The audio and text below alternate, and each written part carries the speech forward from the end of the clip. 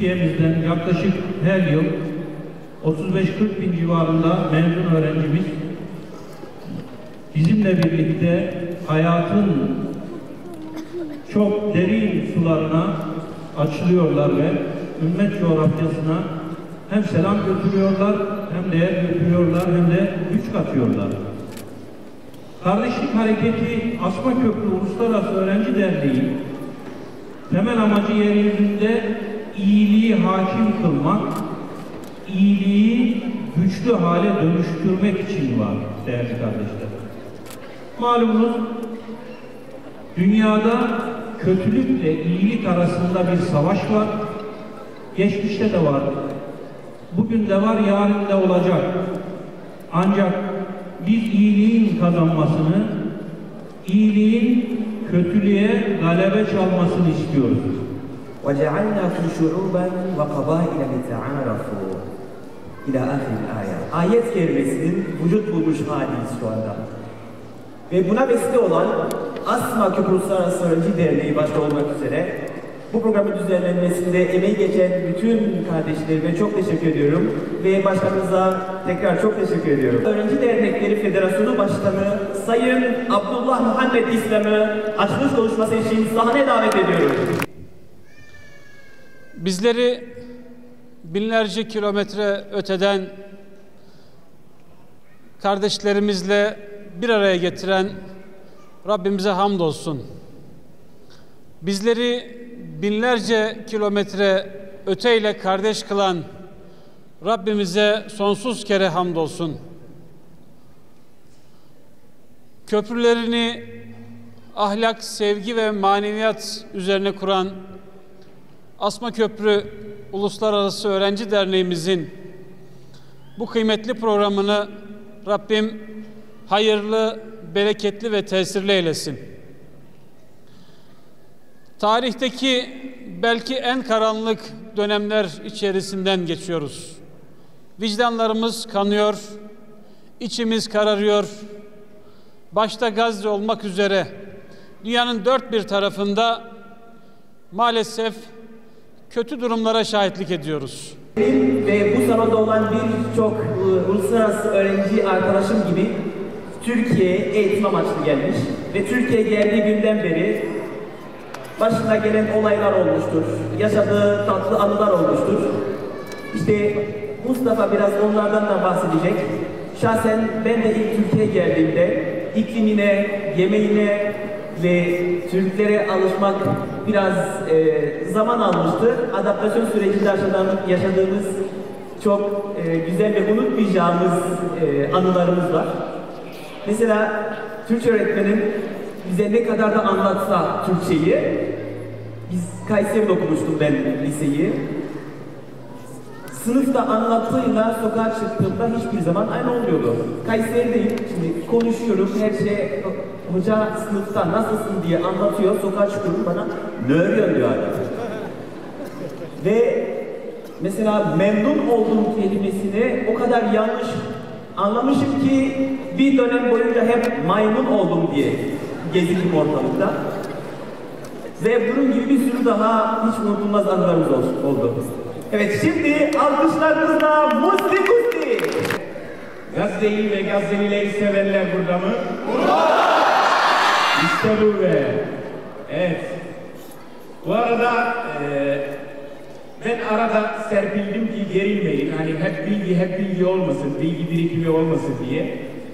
Ben sizi biraz yorulmayın diye bilgi birikimi kesip öyle güldürmeye çalışacağız. En zor işte bize düştü yani. Bu arada benim adım Mustafa.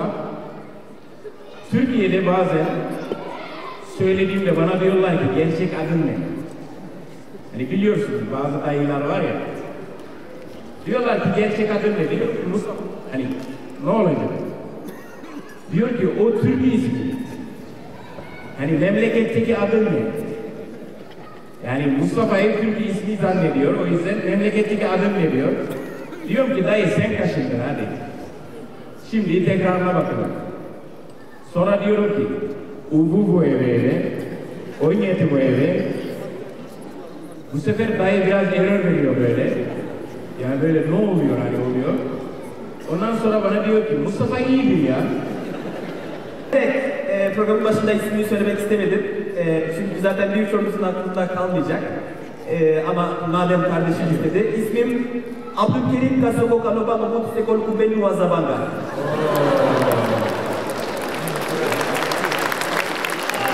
Oldu mu? Biraz yükseltebilir misin? Bir daha. Bir daha tekrarlıyorum. Abdülkerim Kasoko Kaloba Mahmut Sekol Kubeni Wazabanga. Mesela Anadolu'ya geldim, bir teyze benim yanıma geldi. Dedi ki yanlış anlamazsam bir şey soracağım evladım dedi. Tabii teyze dedi buyur. Dedi ki ben bisikletle geziyordum o sıra yaz döneminde. Dedi ki evladım, sen hep böyle miydin? Yoksa bisiklet süre süre mi bu hale geldin?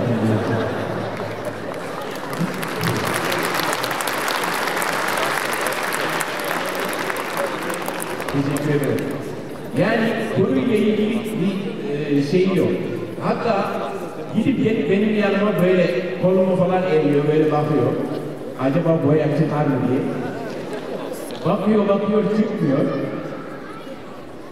En sonunda o kadar şey yaptım ki dedim ki, teyze bırak, boyayan iyi boyamış ki demek ki çıkmıyor yani. Niye yolluyorsun? Evet. Bu arada görüntü dedim ya, mesela benim şöyle bir anım oldu. Antalya Olimpos sahili bilenler var mı? Vardır aranızda. Bir sahil, Türkiye'de bir sahil. Ama o sahil kapkaranlık böyle. Yani sahilde hiç ışık yok. Aynı bunun gibi işte. Arkadakiler muhtemelen beni görmüyordur. Sadece hareket görüyordur böyle. Böyle el sallıyorum size. Buradayım falan diye. Yani bu ışıkları rengi beyazlara göre ayarlamışlar. Sunucuyu da görüyor musunuz? Kendi sunucuyu da görüyorsunuz. Evet. Bazılar oraya bakıyor çünkü. Yani buradayım, burada. Antalya Olimpos sahil akşam kapkaranlık oluyor. Yani ışığın ısı bile yok. Öyle bir karanlık. Neyse. Beni akşam vaktinde o sahilde dolaşıyor hayal ediyorum. Üstümde sadece beyaz bir tişörtü var. Geri kalan full siyah böyle. Yani hiç böyle bir şey yok. Birden karşı taraftan şöyle bir ses duydum. Abi, bize doğru beyaz bir tişört yürüyor diyor. Sinir oldum onlara, bu sefer onları kovalamaya başladım böyle. Ben koştukça onlar koşuyor, ben koşuyorum onlar koşuyor, ben birbirimizi kovalıyoruz böyle.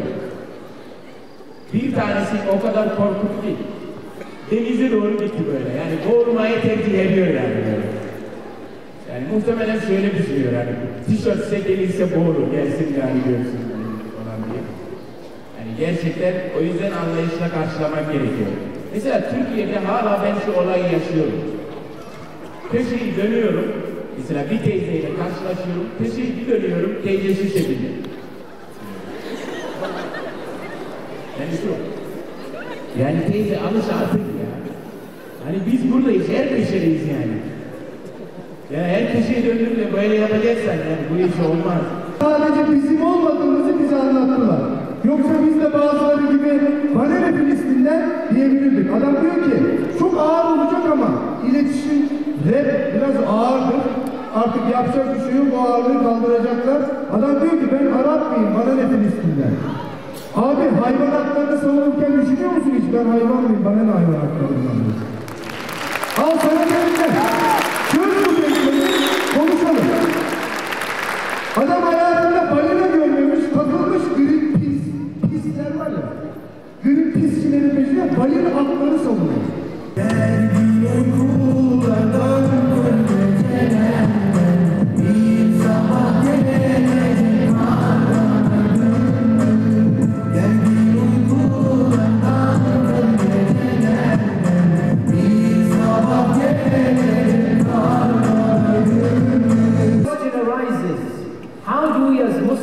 Understand this pain and suffering.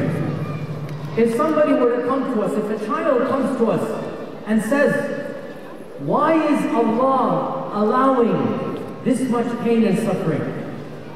How do we explain, how do we understand when Allah is Rahman and Allah is Rahim and Allah is Arhamur Rahimin? And our Prophet ﷺ said, Allah loves the Muslim more than a mother loves her child. The question arises, how do we understand from the Quran, from the Sunnah, from our theology, how do we understand the wisdom of pain and suffering? And that question is a very, very difficult one.